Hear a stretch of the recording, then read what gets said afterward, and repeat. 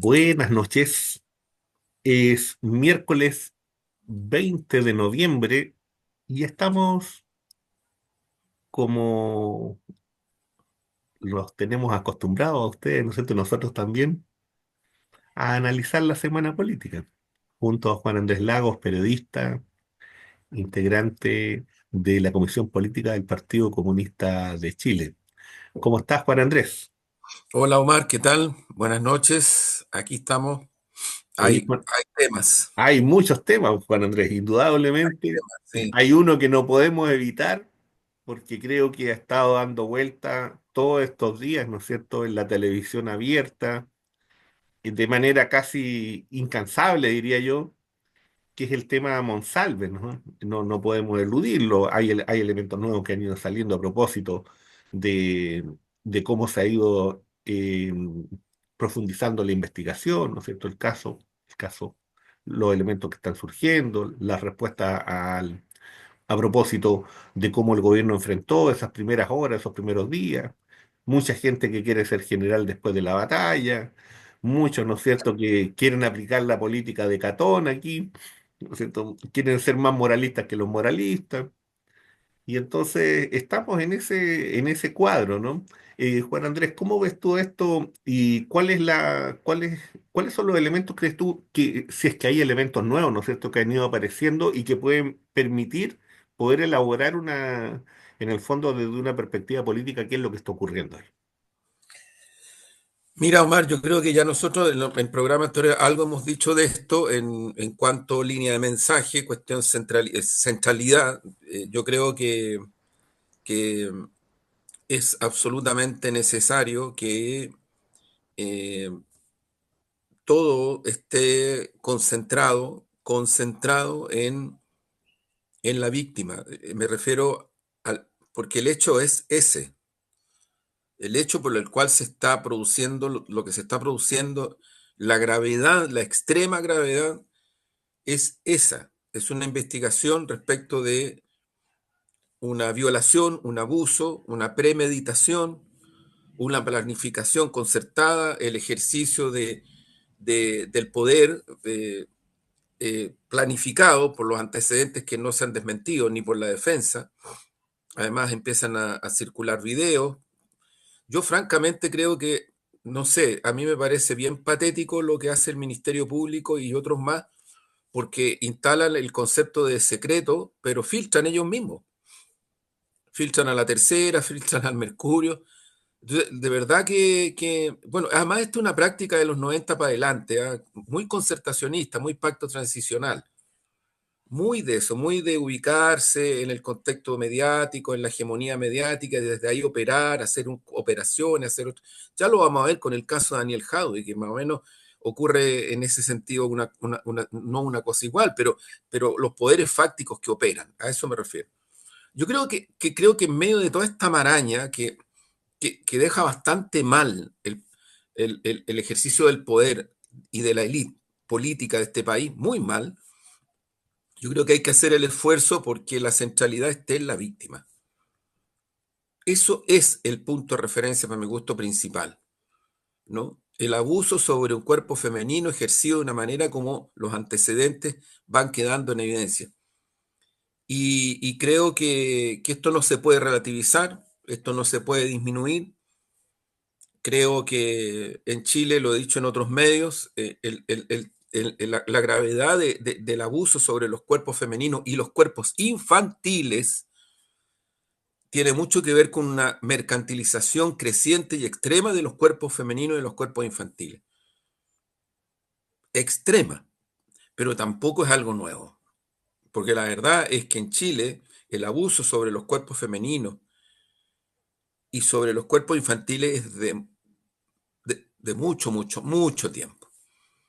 Entonces yo creo que es bueno que la sociedad chilena nos miremos al espejo y junto con las leyes y todo esto, yo creo que hagamos un esfuerzo mucho más profundo y mucho más grande para enfrentar este tipo de cuestiones que no son menores en la sociedad chilena y que tienen que ver con el patriarcado, con las clases sociales que ejercen el patriarcado, pero tiene que ver también con una cultura dominante, con una cultura del abuso sobre los cuerpos femeninos, sobre los cuerpos infantiles. Yo insisto en este punto, que es una cuestión que además es lamentablemente parte de una construcción cultural dominante por décadas, décadas, décadas, décadas, décadas, décadas. O sea, estamos hablando de mucho tiempo.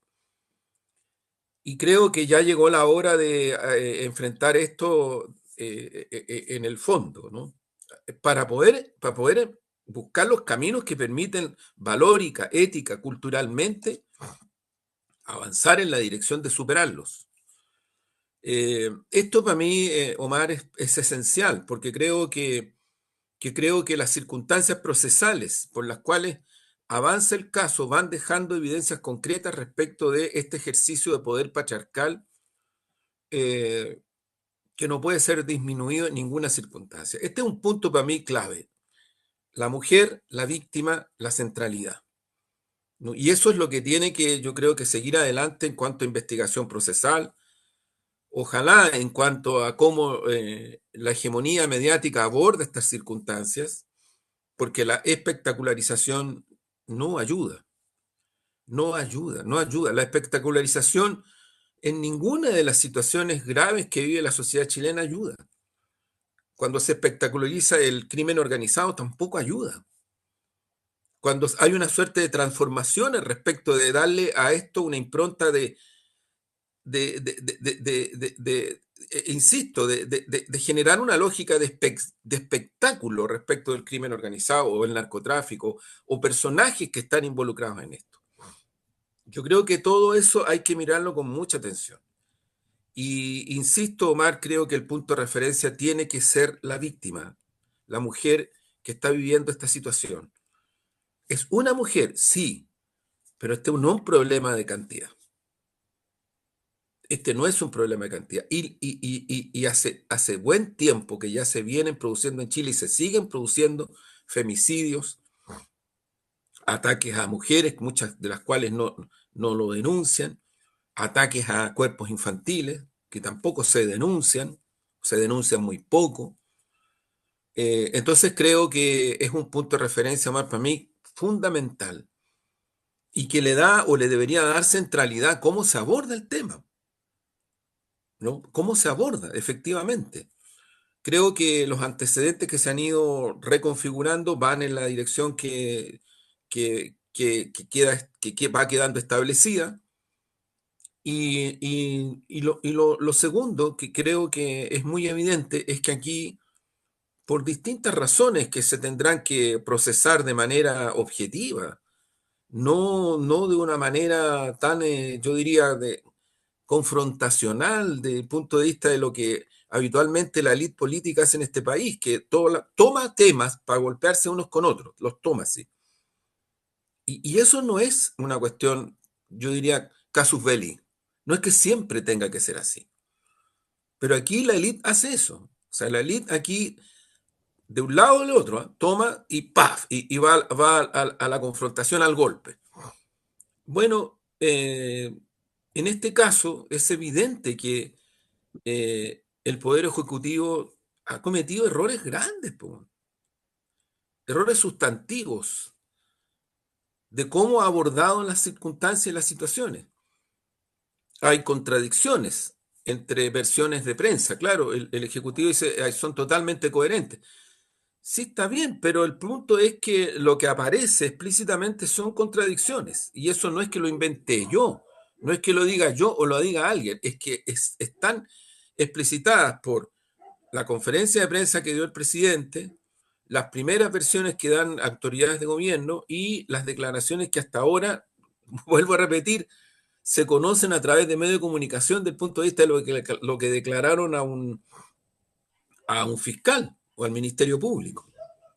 Entonces, ahí hay una situación que a mí me parece también que se necesita abordar en forma y fondo, de una manera transparente. Yo no creo que sean suficientes las cuñas para este tipo de situaciones, porque creo que así como empiezan a aparecer circunstancias, que el presidente habló con tal, que habló con el otro, que sabía, que no sabía, ¿me entiendes? O sea, yo creo que hay una serie de cosas que lo que demuestran es un vacío y ciertas falencias que en la construcción procesal del Ejecutivo respecto a esta grave situación, gravísima situación, hay cosas que no resultan coherentes, así de simple y concreto. Y por favor, no disparen al mensajero.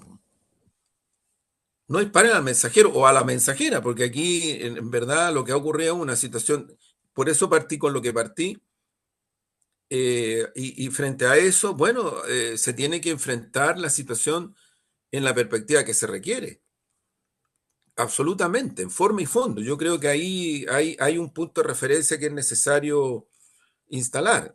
Se están constituyendo comisiones de investigación en el Parlamento. eh, Esas cosas en este país duran, se dan vueltas, van para allá, van para acá. Tengo entendido que hay parlamentarias de derecha que presentaron una acusación contra Carolina Toá y contra Monsalve, una querella judicial. Eh, pero lo que quiero decir es que aquí evidentemente también han habido incongruencias y errores contundentes por parte del Ejecutivo. Eso es real, no es una ficción. Y frente a este tipo de situaciones, esto no se resuelve cerrando filas. Cuidado, porque este temita de cerrar filas parece guerra la cuestión, y no es guerra. Es una situación ética, valórica, humana, muy grave. Yo sobre esto creo que poco se informa, hay algunas por ahí contextualizaciones que a mí me parece que son re importantes, porque ocurre que la mujer que es víctima de esto era funcionaria del Estado y de un área clave para el Estado. Y la persona que aparece involucrada como responsable de esta agresión, ni más ni menos que el subsecretario del Interior, que en este país, con el sistema presidencialista que tenemos, es absolutamente determinante respecto de lo que significa crimen organizado, lo que significa narcotráfico, lo que significa la relación con las delegaciones presidenciales, lo que significa la ejecución de un montón de cuestiones vinculadas y coordinadas con las demás subsecretarías de todos los otros ministerios, porque el sistema presidencialista es así, o sea, el subsecretario en rigor visto de esta manera, tiene mucho más responsabilidad política orgánica que la propia ministra del Interior, o ministro, fuera ministro, pero el cargo, digo, a eso me refiero. Más todavía cuando uno ve y observa que en el ejercicio del Poder Ejecutivo, en este momento hay una serie de líneas, por decirlo así, que son evidentes, ¿eh? No es que uno las invente, son muy evidentes. Entonces, creo que en ese sentido, claro que hay una extrema preocupación, porque eh, Monsalve estaba sin escolta, caminó por las calles a la hora tarde con la víctima. eh, o sea, es súper grave, es súper grave. Podría haber sido secuestrado, ella y él. Podrían haber sido los dos secuestrados por alguna banda del crimen organizado o el narcotráfico, si los hubieran identificado, si los hubieran seguido. Y yo creo que hay que poner los, los pies sobre la tierra. Yo creo que si hay alguien que tenía y todavía tiene la mirada del crimen organizado y el narcotráfico, por lo que encabezó, es Manuel Monsalve. Más que otras ministras o ministros, mucho más. Por eso andaba con una escolta y por eso tenía una guardia especial. Por esa razón. Entonces, yo creo que estos puntos de referencia, lamentablemente, en la confrontación politiquera, que al final van quedando en un segundo plano, y a mí me parece que ahí hay un tema que es absolutamente necesario de abordar, que lo hemos conversado otras veces, y es la responsabilidad que se asume cuando se es, no cuando es funcionario público en determinadas categorías, sino que en determinadas responsabilidades como estas, en donde los puntos de referencia son absolutos, no son relativos, son absolutos. O sea, de verdad, yo te digo, es un milagro que no lo hayan identificado a él y a la niña. Porque de acuerdo a lo que se ve ya en los videos, lo puede ver cualquiera, caminaron por Mm. la calle. Además, los dos con un grado de alcohol fuerte en su cuerpo, fuerte, Cualquiera se podría haber dado cuenta que andaban en una situación a lo menos no normal, eh, y por milagro no lo identificaron. Por milagro. Porque la verdad es que los podrían haber matado a los dos o los podrían haber secuestrado. Y creo que eh, son, son cosas que yo no las he visto, que se han comentado, pero a mí me parece que tienen que ver con los estándares que se requieren para las responsabilidades de alto nivel, del punto de vista del ejercicio del poder político y obviamente también de otros poderes. Lo que pasa es que aquí el poder privado nadie lo controla. Es como una cosa muy esquizofrénica en Chile. El poder privado no aparece por ninguna parte con ninguna exigencia de transparencia porque es privado. Entonces estamos jodidos. El Estado protege a los privados de no ser controlados con transparencia. El Estado, la Contralora de este país y el sistema de Contralor está preocupado del pequeño y reducido ámbito de lo público. No, si este es un Estado de Derecho muy peculiar. Por eso es que cuando se dice, para mi gusto, con tanta liviandad política y ética, que en este país la administración de justicia funciona, los poderes funcionan, yo francamente creo que a mí me da la impresión que a la ciudadanía, esa que en el PNUD, el último PNUD que lo hemos informado aquí, que lo hemos comentado, ¿no es cierto? Mayoritariamente la ciudadanía chilena, y con razón, yo creo que con mucha razón, mucha razón. Los que no tienen la razón son los que dicen, no, eso no es verdad. Esos no tienen la razón. Los que dicen que el Estado de Derecho funciona no tienen la razón. No es real. Y la ciudadanía tiene la razón cuando dice en Chile no hay justicia, igualdad frente a la justicia. Hay una justicia para ricos y otra para pobres. Hay demasiados casos en donde los poderes fácticos, sean económicos, sean políticos, sean religiosos, pero que son poderes, finalmente terminan casi en la impunidad. Mm. Partiendo por las violaciones a derechos humanos que ocurrieron en Chile, que algunas de ellas y no pocas han sido investigadas y sancionadas, pero hay otras que simplemente ya pasaron a la impunidad. Exactamente, Ya de todas pasaron a la maneras, impunidad. frente a todo esto que tú estás planteando, a mí hay cosas que me llaman la atención. Primero, en la forma en cómo efectivamente se cubre este tipo de casos, ¿no?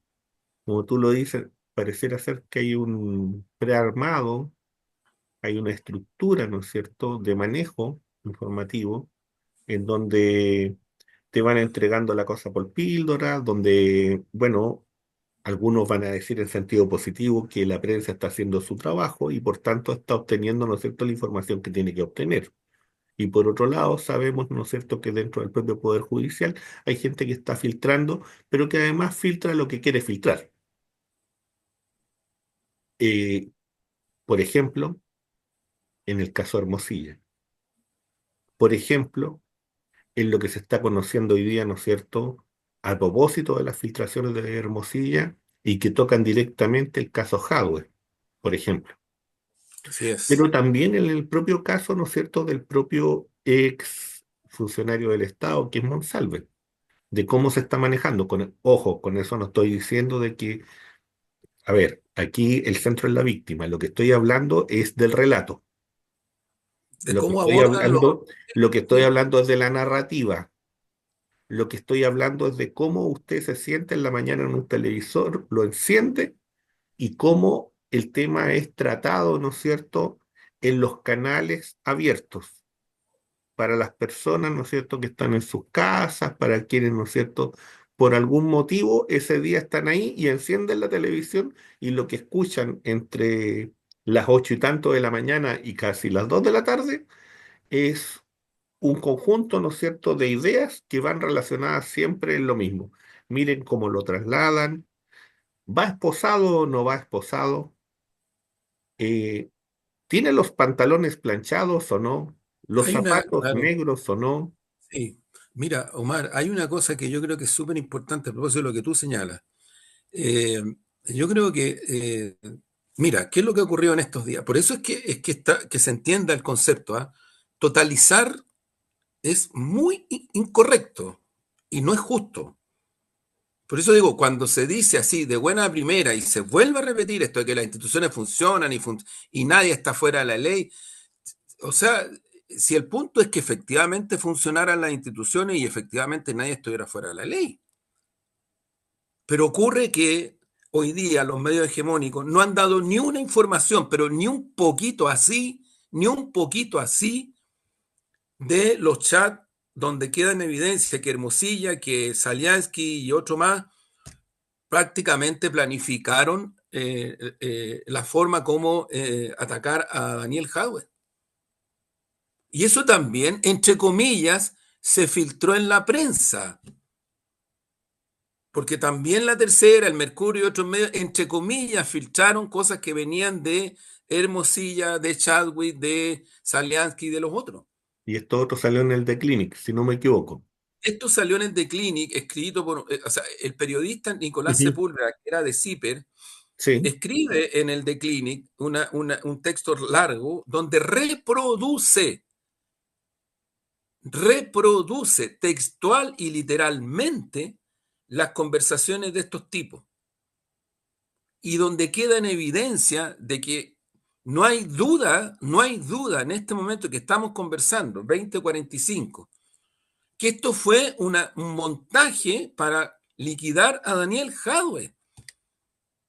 Entonces, la pregunta es, ¿en qué se sostiene, por un lado, el abordaje que se hace por los medios hegemónicos de una situación extremadamente grave como es el ejercicio del poder fáctico sobre una persona que fue candidato presidencial, que fue alcalde, que tiene una estatura política, social y ética indesmentible, que se le ha tratado de ensuciar, manchar, ¿no? Que incluso sectores llamados progres, ¿no es cierto?, se amparan en esto para decir, no, entonces nadie está fuera de la ley, aquí se tiene, o sea, como si fuera un saco de papa la cuestión, un saco de papa que se está pudriendo.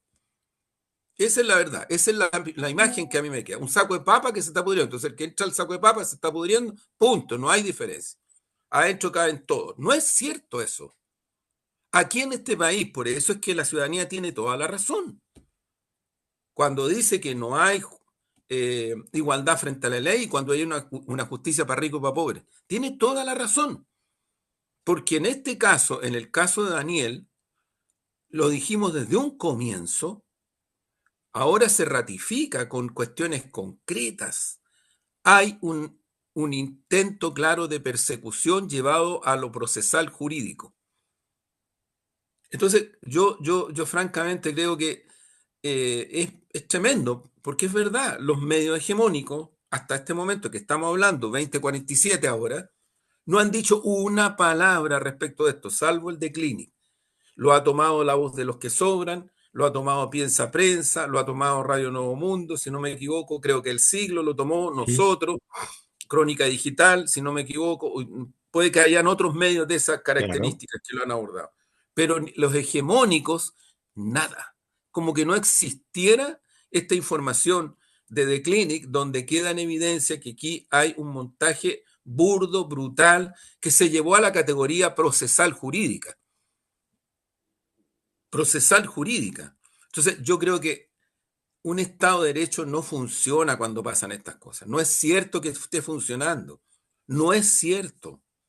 No es real. Hay una manipulación de los poderes fácticos para operar sobre determinadas situaciones. Y los que tienen más poder ganan siempre, pues. Si los que pierden y los que perdemos al final son los que no tenemos ese poder. Y Daniel Jadwe no es una persona que tenga poder. No tiene poder. No tiene poder.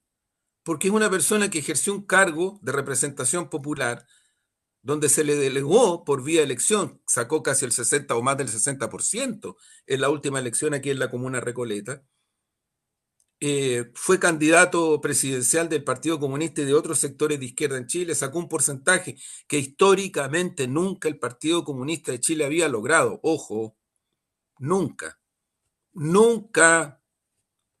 Entonces algunos que incluso del mundo progre tratan de relativizar el peso político y social de representación que tiene Daniel, claro, es obviamente una intención, es sacarlo del escenario, sacarlo. más todavía cuando tenemos un objetivo vacío, que es objetivo, que es real, de liderazgos políticos, sociales de este sector. Eso es muy real, eso es muy evidente. Entonces creo yo que, Omar, estamos frente a una serie de cuestiones que hay que ubicarlas en el contexto. Hablábamos del primer caso, ¿no? Ahora Sí, hablamos de una persecución jurídico-política evidente, descarada, desvergonzada, que además está siendo parte de un proceso. Si la fiscal, y ahí estaba Armendáriz también, pues, sí, si estaba Armendáriz también, pues. sí, La conocido fiscal, también por otros casos, ¿no? sí, Por su estilo. en la argumentación que da, la fiscal, una de las razones que acusa a Daniel es que se atrevió, no dice así, pero osó a cuestionar el negocio de las farmacias, de las cadenas, y poner en relativo el rol del mercado en esto. Mira, si lo dijo evidentemente, amiga, amigo, si encuentra por ahí el video, véalo y lo dijo, ella lo dijo. Hay un fallo, lo vuelvo a repetir, hay un fallo, o sea, perdón, hay un voto de minoría del primer fallo de la Corte de Apelaciones que marcó la diferencia con el resto cuando a Daniel se le reafirma la prisión preventiva y las tres acusaciones fundamentales que hace el Ministerio Público y la Fiscalía. Y el Consejo de Defensa del Estado que se metió el último día. Esa es una decisión política. El Consejo de Defensa del Estado tomó una decisión política y se metió el último día. Y eso es en el aire, es una cosa. No, no, no, no, no, no, no, no. Eso es parte de la persecución. Es parte de la persecución. Y ocurre que en ese fallo de ese pronunciamiento de minoría en la Corte de Apelaciones se cuestionan las tres acusaciones principales por las cuales Daniel fue llevado a prisión preventiva, se mantiene el proceso y ahora está en su casa con prisión eh, todo el día, digamos. O sea, está Ese, ahí y no puede moverse de su casa. Sin embargo, hay un fallo de una jueza que fue la que cambió la prisión por la cautelar de la casa. Ese fallo de la jueza, que fue muy poco informado por los medios hegemónicos, casi nada, lo obviaron, porque así de descarados son los ujú. medios hegemónicos, ¿no? Y así después hablan de objetividad y de pluralismo. Pamplina, no es así, no es real. Aquí hay un totalitarismo mediático brutal que se lo combinan los poderes políticos y económicos que sabemos quiénes son, los Geles, los Solari, Megavisión, Lucy, Canal 13, Paramount, Chilevisión, CNN. O sea, esta cuestión es así, ¿no? Es así. Entonces ocurre que en ese contexto no informaron de cuestiones fundamentales y sustantivas porque la jueza desacredita las tres acusaciones de la fiscalía, las desacredita y después la Corte de Apelaciones, cuando ratifica la condición que tiene actualmente Daniel, vuelve a ratificar que esas tres acusaciones no tienen soportes. Entonces yo creo que en rigor del punto de vista del debido proceso, de una aproximación real a lo que es la administración de justicia, Daniel tiene que quedar libre de todo lo antes posible. Lo antes posible. Daniel es inocente y lo ha sido desde un comienzo. Y las cosas que se han tratado de construir para mostrarlo como culpable de algo se han venido cayendo a pedazos. Y esto último, donde aparece ni más ni menos que Hermosilla, Salansky y otro más involucrados directamente, es decir, hablan ellos. Yo creo que ya de verdad, si esto continúa, si es que alguien quiere seguir pensando que Daniel es culpable de algo, a mí me parece que la administración de justicia y la élite política y los poderes fácticos en este país vuelven a mostrar su peor rostro, que es el rostro que... Entonces uno dice, frente a estas cosas, ¿las instituciones funcionan? Chuta, ¿no será que le estamos dando demasiado legitimidad a poderes que no funcionan desde el punto de vista democrático? no funcionan, no funcionan. Entonces, no confundamos. Yo me recuerdo cuando se firmó el acuerdo nacional, había gente que decía, no, si el acuerdo nacional había que firmarlo porque si no había golpe de Estado. O sea, la controversia era o golpe de Estado o acuerdo nacional. En sí mismo eso es antidemocrático total, total, total, pero total, porque se operó sobre el miedo, se operó sobre la ausencia del soberano que es el pueblo. Y se le trata de dar legitimidad a un pacto político entre partidos políticos que excluyeron movimientos sociales, a la central unitaria. Bueno, por esas razones muy de fondo y sustantivas, el Partido Comunista de Chile, el Partido Progresista y el Partido Regionalista Verde no firmamos ese acuerdo. Y hubo partidos que hasta ese momento eran del Frente Amplio y producto de esa situación se van del Frente Amplio. Ese acuerdo, de acuerdo a los estudios cualitativos que han habido en los últimos años, la ciudadanía casi llega al punto de despreciarlo, porque lo que viene después es lo que sabemos que viene. Es lo que sabemos que viene. Entonces, yo lo que creo, Omar, que en esto hay que contextualizar, hay que hacer el esfuerzo, porque no son cuestiones coyunturales, incidentales que aparecen, que no es así. O sea, aquí hay un contexto a partir del cual se produce una situación de extrema gravedad respecto de lo primero, insisto, lo primero, la agresión, el abuso a una mujer. Eso es lo central, eso es lo fundamental. Eh, Involucrado una persona con un tremendo poder, por un tremendo poder, que además pasó por arriba de todo. Carmen Hertz lo ha dicho en estos días de una manera muy directa, la diputada Carmen Hertz, muy directa, pero es real.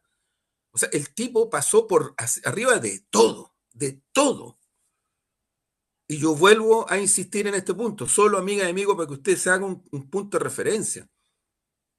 O sea, estas dos personas, la mujer víctima de la situación, el protagonista patriarcal, si los reconoce el crimen organizado o alguna banda y si los secuestra o los mata, entonces, y uno dice, no, es que, ¿cómo que no? Hoy día mismo, en la mañana temprano, si no me equivoco, balearon y dejaron a una niñita de 9 años extremadamente grave. 9 años, una niñita. Entonces, no estamos exagerando, cuidado, no estamos exagerando. Es una situación, pero en las mismas horas se te produce esta otra situación. Quedan en evidencia asuntos que muestran con total claridad Mm. que sobre Daniel Jadwe y por tanto el Partido Comunista había un montaje para liquidar Mm. la figura política y social de Daniel Jadwe y también golpear al Partido Comunista. Eso es. Entonces son cosas que transcurren en horas, simultáneamente. No son cuestiones que se puedan separar así de buenas a primeras. Y creo que te muestran lo que ha dicho en varias ocasiones el presidente del Partido Comunista, Lautaro Carmona: estamos viviendo una crisis ética y social y política fuerte, fuerte, fuerte. Y se siguen dando circunstancias y que llamaditas para allá, que llamaditas para acá, que formas de comisiones y que este habló con tal o cual y siguen difundiéndose esa información. O sea, yo no tengo nada con la difusión, ojo, ¿eh? Si el tema es asumir que en toda Mm. difusión hay direccionalidad, en toda. No es neutral cuando una fuente de esa información le entrega a algún medio algo, no es neutral. Le está entregando algo para darle direccionalidad a un acontecimiento. Y por lo tanto, en el análisis hay que mirar bien en su conjunto las cosas. O sea, no es casual que entre comillas las filtraciones, porque es el Ministerio Público el que lo hace, son la Fiscalía, se lo entregan a la Tercera y o el Mercurio. Creo que a Mega le entregaron algo también, pero Claro, no le entregan al siglo, no le entregan, no le entregan claro, algo, a los que sobran, sí, ¿no? pues. Sin Casualmente, ¿no? embargo, Que dan toda esa y, situación. claro, y la contraparte es que lo que publica The Clinic que son fuentes fidedignas y antecedentes objetivos, no tiene la ecorresonancia que tiene lo que otros medios dicen, lo dijo la tercera, lo dijo la segunda, lo dijo el Mercurio, lo dijo tal cual canal. por En supuesto. este caso hay como una especie de, no una especie, hay un silencio absoluto, absoluto respecto de lo que difundió de Clinic. Así es. Les recuerdo que estamos en analizando la semana política. Fíjate, Juan Andrés, que a nivel internacional el asunto está muy movido, ¿no? Está terriblemente inquietante.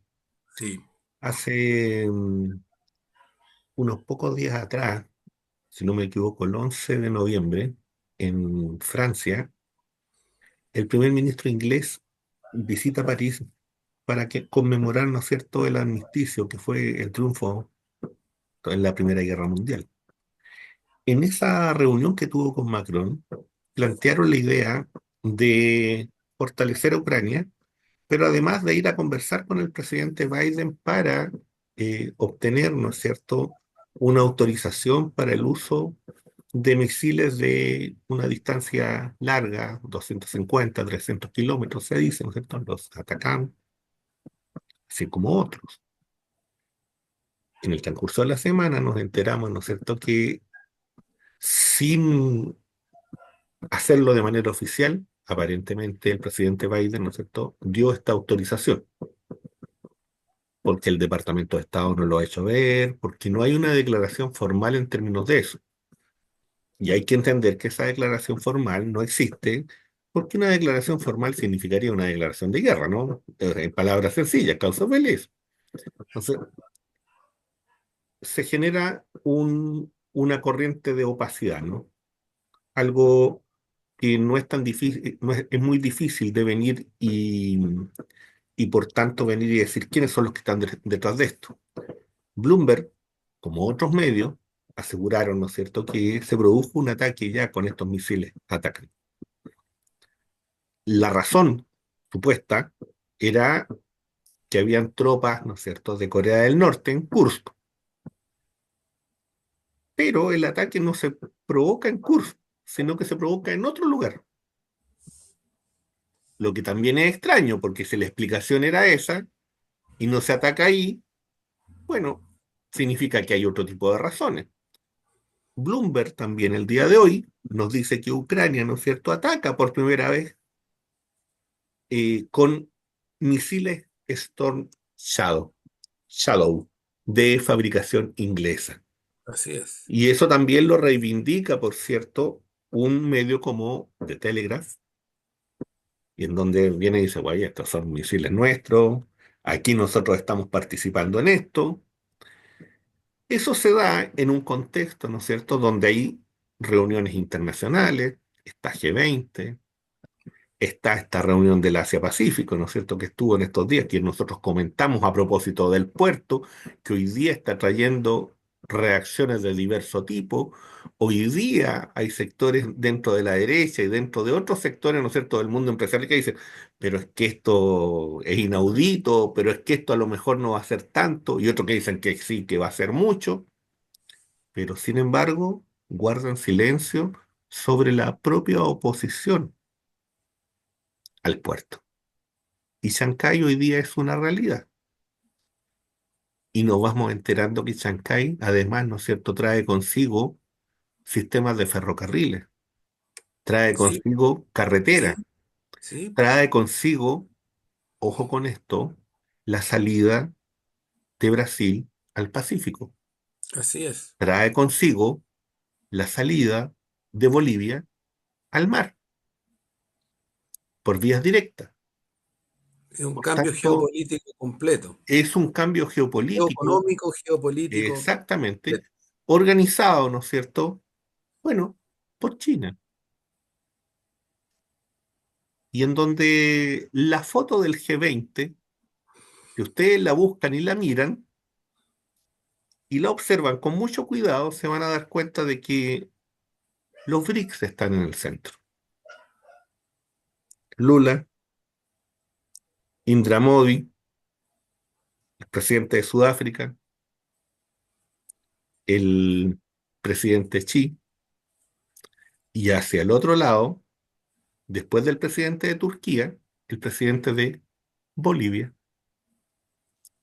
¿Y dónde estamos nosotros? Por ahí atrás estamos nosotros. ¿Y dónde está Biden? Por allá está Biden. Entonces yo creo que es bueno reflexionar un poquito sobre lo que está ocurriendo frente a nuestros propios ojos, la situación grave a nivel internacional de la que poco se habla y cuando se habla se está diciendo, ¿no es cierto? Oye, es que esto es culpa de los coreanos que fueron a combatir. Discúlpame, pero los coreanos, aunque hubieran ido, están en Kursk y Kursk es territorio ruso. No han cruzado ninguna frontera. Si estuvieran, si llegaran a estar, la situación es dura. En el teatro de operaciones Rusia avanza, avanza de manera fuerte y contundente. Lo que se está intentando, ¿no es cierto?, es intentar forzar algún tipo de negociación, tratando de infringir algún tipo de daño al interior de la Federación Rusa, buscando una reacción, ¿no es cierto?, ya sea de la población, del mundo civil. Eso es lo que se está buscando, por el temor. Pero cuidado, que la respuesta puede ser muy contundente. Juan Andrés, Mira, yo agrego antecedentes para que se tengan en este análisis que tú haces, Omar, que yo lo comparto, porque además lo venimos haciendo desde que partió esta historia, claro, y no lo hacemos como autorreferencia, pero es que desde que partió, entonces hemos ido haciendo el análisis, nos hemos esforzado por entregar elementos para que se comprenda lo que realmente está ocurriendo. Antecedentes concretos. El puerto, hace un tiempo atrás, se iba a construir en Chile y había la disposición para que se construyera en Chile, pero fue, por decirlo así, Chile, los poderes políticos y económicos chilenos los que se negaron a eso. Eh, Razones de soberanía, no, porque no hay nada no tiene nada que ver con eso. Razones económicas, tampoco, al contrario, no, si la razón es, amigas y amigos, esto es el costo de un país subordinado a Estados Unidos. Estos son los costos y van a seguir si seguimos en esta lógica. Van a seguir. Hoy día en Chile está el señor Macron. Está bien, yo entiendo que las visitas de jefes de Estado, si mi tema no es ese, mi tema no es la diplomacia, no es ese. Mi tema es para dónde Chile está mirando para establecer alianzas de naturaleza estratégica respecto a cuestiones como el hidrógeno verde, el litio y otras cosas más. ¿A quién está mirando? Y yo creo que la visita de la embajadora norteamericana en Punta Arenas, donde se reúne con un ni más ni menos almirante de la Armada de Chile, y habla sobre Magallanes, sobre la Antártida y sobre otros temas que tienen que ver con el estrecho. O sea, uno dice, bueno, ¿cómo que bueno? O sea, ¿qué tiene que estar metiéndose la embajadora en Estados Unidos? Salvo que se quiera incluso proyectar esa naturalidad de la subordinación estratégica de Chile en todos los planos. Porque hemos dicho en este programa que la señora, la generala, esta jefa del Comando Sur, una mujer, ¿no es cierto? También venía aquí a exigir que qué pasaba con el litio, qué está pasando con China, en fin, y otras cosas más. Eh, Esto es un tema que yo creo que yo lo instalé en una columna en otro medio, Infogate, a ujú, propósito del concepto ujú, de la doble seguridad nacional, que viene del tiempo de la dictadura y no ha cambiado. Y no ha cambiado. ¿Por qué? Porque ya en ese tiempo, incluso antes, el imperialismo yanqui, del cual todavía estamos bajo su subordinación total, desde el punto de vista político, económico, estratégico, total, eh, instaló en nuestra región y justificó las dictaduras y el término de repúblicas democráticas y la ejecución del terrorismo de Estado y la extrema pobreza. Todo eso para poder generar una lógica de expropiación de las riquezas, de las economías, del trabajo humano, que perdura hasta hoy. Si los procesos emancipadores que cursan en nuestra región, salvo Cuba y en cierta medida Nicaragua, y en cierta medida El Salvador, en cierta medida, los demás son procesos emancipadores que vienen después, como Venezuela, como Bolivia, como Brasil, como México ahora, México, que es tan importante para entender la correlación Mm. que se está produciendo en nuestra región. Entonces, yo lo que creo, Omar, que ese concepto de seguridad nacional que todavía existe y se instaló, hace que las decisiones de naturaleza estratégica, como haber intentado un puerto en la zona norte de Chile, con esta lógica que tú dices, y yo te agrego otro antecedente. En este momento está en proceso de construcción un canal paralelo al de Panamá. Y ese canal paralelo de Panamá también está involucrado China y está involucrado Nicaragua y está involucrado Cuba. Yo no tengo ninguna duda que el imperialismo yanqui, si no puede detener este tipo de cosas como aranceles, que ya anunció el 60% de aranceles para todos los productos que vengan por ese puerto. O sea, castiga, es un castigo. Yo no tengo ninguna duda que si no logra revertir esto desde el punto de vista de medidas como los aranceles y otras cosas, va a generar guerras. Y ahí tiene al loco de Milei, al criminal de Milei, instalado generando tensiones con Chile, con Venezuela, con Brasil, con Colombia. Si ese es el papel de la locura de Milei, ese es el papel. Ha llegado al punto incluso de establecer ciertas sociedades con Gran Bretaña. Gran Bretaña, la que invadió Argentina y les quitó la isla y lo hizo charque en una guerra. Y cruzó el mundo para venir a darle la lección neocolonialista. Ese es Milei, ese es Milei. Entonces, hay una situación que está cursando que yo creo que tiene esas características. Van a haber cosas nuevas. Efectivamente, uno puede ver que en la PEC y en el G20 los protagonismos lógicos de las circunstancias que vive el planeta apuntaron, bueno, de hecho Sudáfrica asume la presidencia pro tempore del G20 y Sudáfrica es un país protagónico en este momento respecto de los BRICS, ¿no? Es protagónico. Entonces creo que es una situación que a mí me parece que exige y demanda a estados nacionales como el nuestro, del punto de vista patriótico, del punto de vista de la soberanía, del punto de vista de los intereses del Estado chileno, cambiar las políticas exteriores en estos planos radicalmente, porque no podemos ir a estas cosas ni podemos seguir con esto de que sigue estando presente la globalización. ¿Qué globalización capitalista si se está cayendo a pedazos? O sea, la globalización capitalista en nuestra región es su expresión concreta son las dictaduras terroristas, la miseria, la hambruna, la expoliación de los grandes capital especulativo, bancario y financiero. Eso es, ¿no? Eso es el saldo del punto de vista de lo que deja. Y yo creo que los procesos emancipadores, como los que están cursando en nuestra región, con México como un punto de referencia muy importante, creo yo que es una cuestión que hay que mirarla con mucho más atención y con cierta premura. Y me parece que, yo lo he dicho otras veces, lo hemos dicho acá, no hay tiempo. Chile tiene que pedir su incorporación a los BRICS, porque si no va a llegar tarde, así como llega tarde con el tema de APEC, ni más ni menos APEC, que viene también lo hemos dicho acá, del tiempo de Frei Montalva, Arturo Illia, presidente de Argentina, que tuvieron visión de Estado, visión estratégica. Frei Montalva era demócrata cristiano, no era ni comunista, ni pro-chino, ni nada.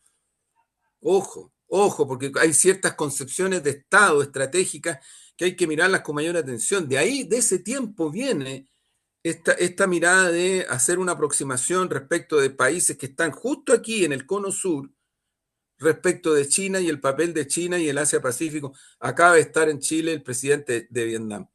Asia-Pacífico. Asia-Pacífico. Muy bueno, un punto adelante en esa dirección. Pero creo que todos los procesos tienen direccionalidad y centralidades. Eso es lo que está faltando en la política exterior chilena, que es extraordinariamente errática. muy errática, del punto de vista, insisto en esto, de los intereses nacionales del país, no de otra cosa. Que le metan que China, que los derechos humanos, que el comunismo, mira, ya, de verdad, eso lo encuentro que ya Mm. o sea, mira, el tipo, Milei, tenía unos videos, yo no me voy a hacer ni un negocio con los comunistas porque mi ética, porque mi moral. Y ahí está la foto feliz con Xi Jinping en el G20. Sí, sí, sí. ¿Por qué? Porque el tipo es un loco, pero no es tan tonto. Entonces se da cuenta de que hay cosas que no puede tirar el mantel. No las puede tirar. Yo el otro día decía, y es cierto, Chile, a proporción y comparativamente Argentina y Brasil, aquí el FMI ha hecho cosas mucho más radicales y extremistas que en Argentina lo está haciendo Milei y que Bolsonaro en Brasil. Chile es un país extremista, es un laboratorio extremista del neoliberalismo, del capitalismo salvaje. Por eso las consecuencias que estamos viviendo en estos momentos. Y si no nos zafamos de eso, vamos a seguir deteriorando, ¿no?, la forma de vida, la pervivencia de la ciudadanía, pero también la economía.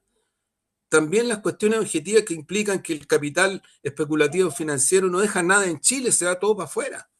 No hay reinversión de capital, no hay política exterior estratégica, como observar, por ejemplo, con esta mirada lo que significaba un puerto en el norte de Chile, y ahora están todos preocupados, el EMOL, el Mercurio, están todos preocupados, están más enredados que, no sé, están súper enredados, confundidos, y tratan de justificar, tratan de meter, pero están, porque es tan evidente que esto golpea a Chile, pero por la mezquindad de la élite económica, por su subordinación con los gringos, con Yanquilandia, y nos va a seguir golpeando si no tomamos decisiones estratégicas de otra dimensión. Y yo espero que los altos mandos de las Fuerzas Armadas entiendan estas cosas, pues ellos están para defender el Estado Nacional, pues, no los intereses de los Estados Unidos, pues. O sea, esa es una cuestión. Mira, y sobre lo de Rusia y lo de Gaza, Ujú. acaba de producirse una situación que demuestra totalmente cuál es la posición norteamericana y de la OTAN. Estados Unidos vetó en el Consejo de Seguridad de Naciones Unidas, acaba de vetar por cuarta vez, si yo no me equivoco, una resolución de cese al fuego inmediato en Gaza para permitir la ayuda humanitaria. La vetó, amigas y amigos, la vetó. Y los que creían que Kamala Harris es progre y que aquí que acá, ella es vicepresidente de este gobierno, del que vetó. Ella y Biden es el presidente de este gobierno que vetó. Entonces alguien podrá decir, no, pero es que no es lo mismo. Si sé que no es lo mismo, entonces peor, po. Es peor, es más criminal lo que está haciendo el gobierno de Biden. Mucho más criminal, porque vuelve a vetar una cuestión básica y esencial. Hay un pronunciamiento del embajador de Palestina en las Naciones Unidas que lo sugiero, que es muy estremecedor, muy estremecedor. Pero lo hemos dicho otras veces, ¿por qué Estados Unidos y por qué la OTAN no van a soltar este genocidio que está en curso? ¿Por qué no lo van a soltar? Porque como ha sido toda la historia, el imperialismo yanqui y sus socios europeos están empeñados en tratar de resolver su propia crisis a partir de tener acceso a cuestiones como el gas en Gaza, a cuestiones como el estrecho. Eso es, eso es. Y todo lo demás, junto con el hecho de que efectivamente el capital financiero y especulativo sionista tiene una centralidad muy fuerte en la economía norteamericana, muy fuerte, muy fuerte. La otra vez, hace un tiempo atrás, Susana Yacaman, que la tuvimos en nuestro programa, nos contaba y nos compartía información en eso, información objetiva.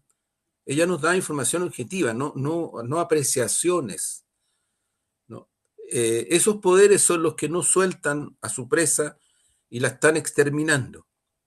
Y están exterminando, van por sobre 40.000, perdón, 43.000 personas, la mayoría niñas y niños, mujeres.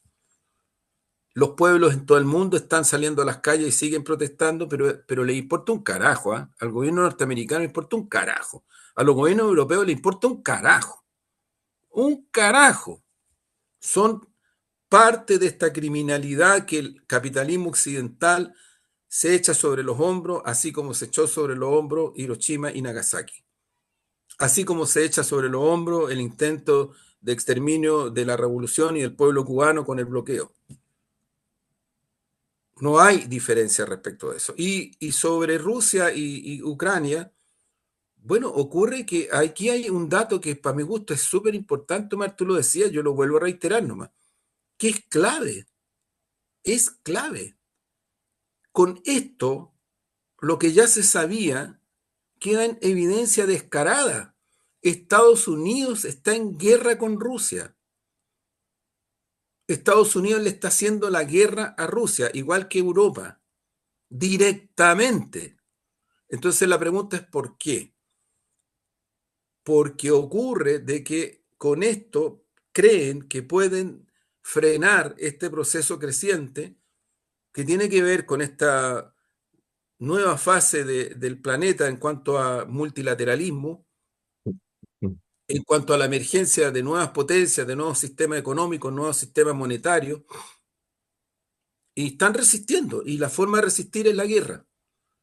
Es muy evidente que con lo que está ocurriendo en estos momentos, con los misiles norteamericanos operados por norteamericanos desde Ucrania, y ahora los misiles británico-franceses operados por europeos desde Ucrania, es evidente que aquí estamos en una fase de tercera guerra mundial declarada por Estados Unidos y por Europa en contra de Rusia. ¿Es esto tan extraño en la historia de la humanidad? Porque ocurre que cuando la Alemania nazi se va sobre la Unión Soviética, Estados Unidos no dijo nada al comienzo. Si Estados Unidos se mete cuando los nazis se van sobre Europa y empiezan a abrirle camino a ese proceso que tenía cierta resonancia en España, en Italia y en otros países más.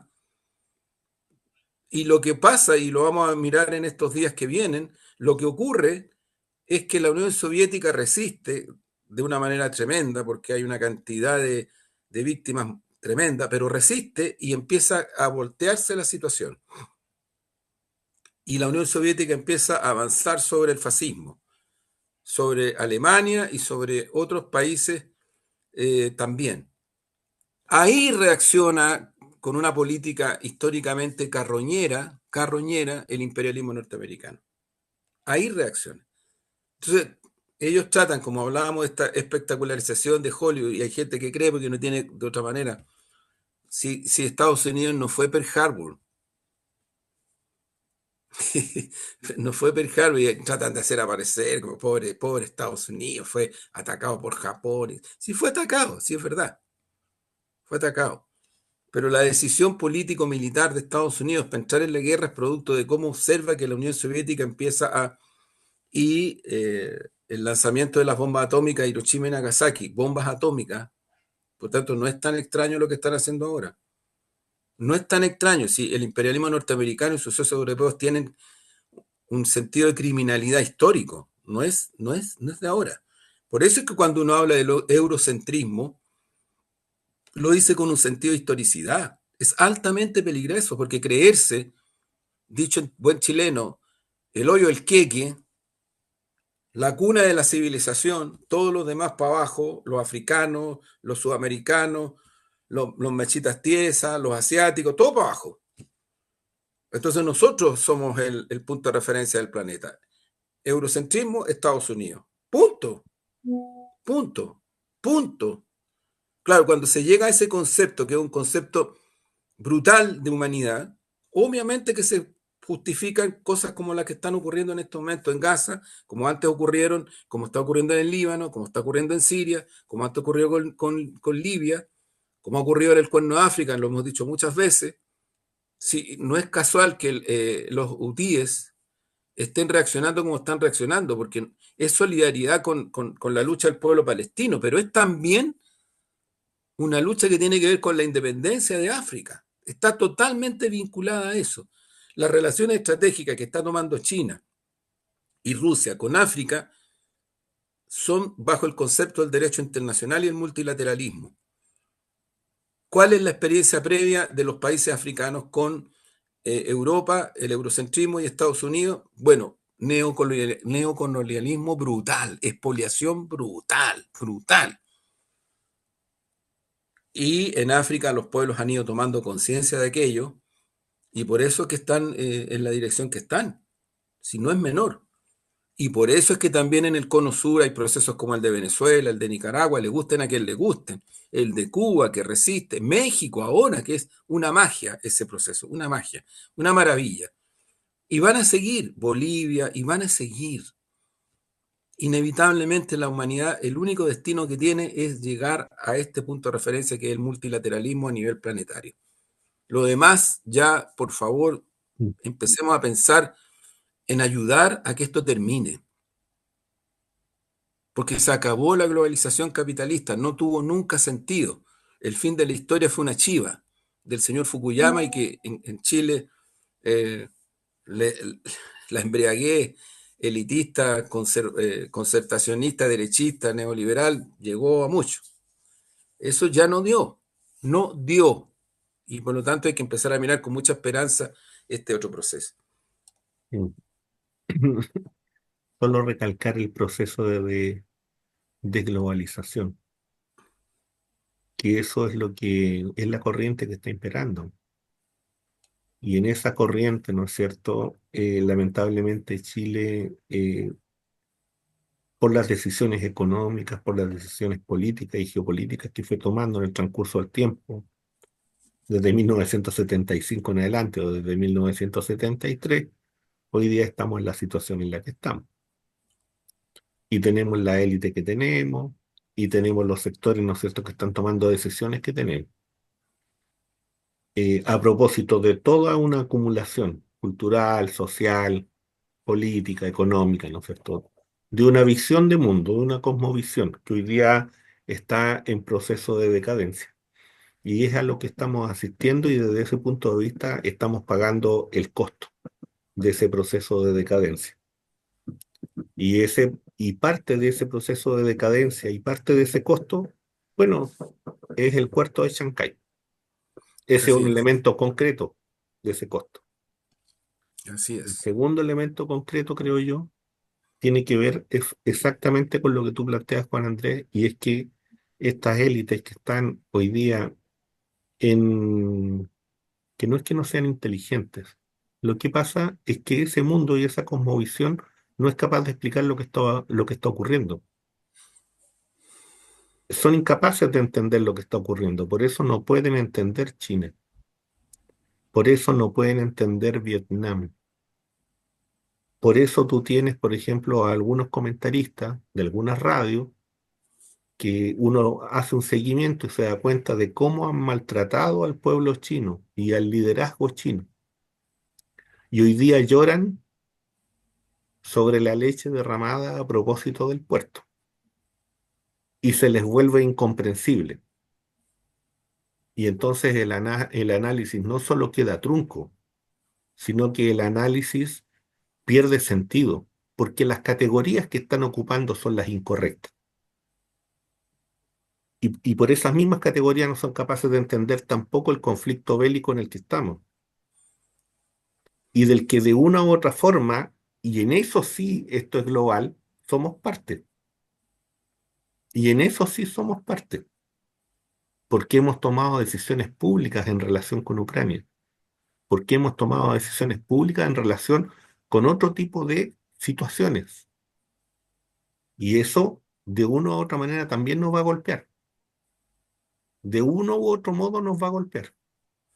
Y es lo que está ocurriendo, es lo que está cursando. sí, sí, claro. Pero bueno, eh, lamentablemente el desafío para las izquierdas, a mi juicio, y lo hemos dicho, lo hemos conversado en este programa, es la construcción de una geopolítica de los pueblos, es la construcción de una geopolítica para nuestro país, una reflexión geopolítica que tenga una mirada, un horizonte de sentido, una proyección de futuro para nuestro país, que signifique poder conversar con los adversarios políticos, con las fuerzas de seguridad, con nuestras fuerzas armadas y con quien sea, bajo el principio fundamental del Estado de Chile.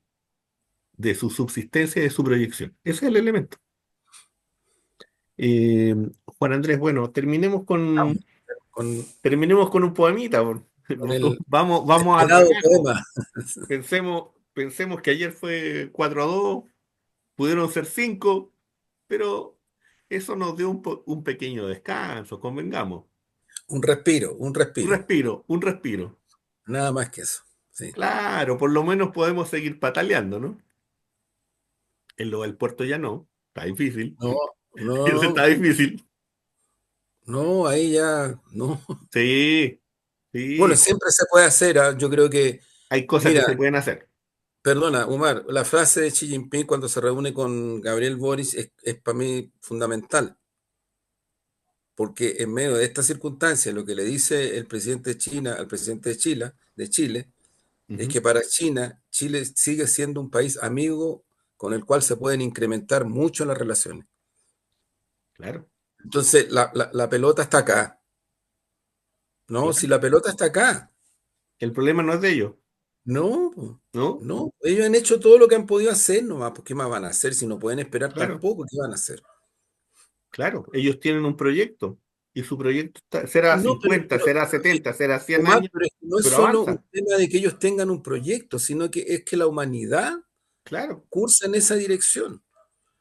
No es solo porque China tenga, es que la humanidad cursa en esa dirección. Entonces, el punto para mí es que estos procesos no pueden esperar, así como el BRICS no puede esperar, así como Rusia no puede esperar, así como la India no puede esperar, así como Sudáfrica no puede esperar, o sea, así como la mayoría de los pueblos del mundo tampoco pueden esperar. Entonces, yo creo que la mirada de nuestro país tiene que haber un remesón grandote. Muchas de las cosas que están pasando respecto de los temas económicos, de la macroeconomía y la microeconomía, tienen que ver con esto, no con otra cosa. Pero bueno, será para otro tema, para otro sí, programa. sí, sí, porque se está buscando relaciones con quienes están en este momento fuera de la historia. Sí, po, Ojo con eso, eso es, ojo con po, eso, porque eso eso es. ya nos pasó una vez, no es, no es por nada, pero ya nos pasó una vez. Ya nos pasó una vez, pues así es, así es. Rumor de biblioteca, refugiado en el galope de una fábula, en el vuelo de las hojas esculpidas de sangre, en la muerte surcada a pulso y tinta, en el eco del cine mudo vestido de sepulcro, instándome al costado del vacío, para darme ese golpe de cordura, cual espesor de antología, expando la mirada en la llama libro, sacudo el saber del macedonio coleccionista. Ciertas huellas de escribanos entablan su diálogo, estrujando legajos, abren sus arcones en la primacía del registro, a riesgo de extraviarse, estampando una letra apócrifa de oscuro conocimiento. Ya saldremos de la oscuridad, ya saldremos de la oscuridad. Buena reflexión poética. Gracias, gracias Omar, muchas gracias. Un abrazo, que estén bien. Les Nos recuerdo vemos. suscribirse al canal, Sí, compartirlo, eso, comentar. Han habido comentarios bien interesantes. así es. Así que eso, que estén bien. Chau, chau. Muy bien. Chao, chao. Chao, Juan Chao, Andrés. ¿Me ven? chao. Nos vemos.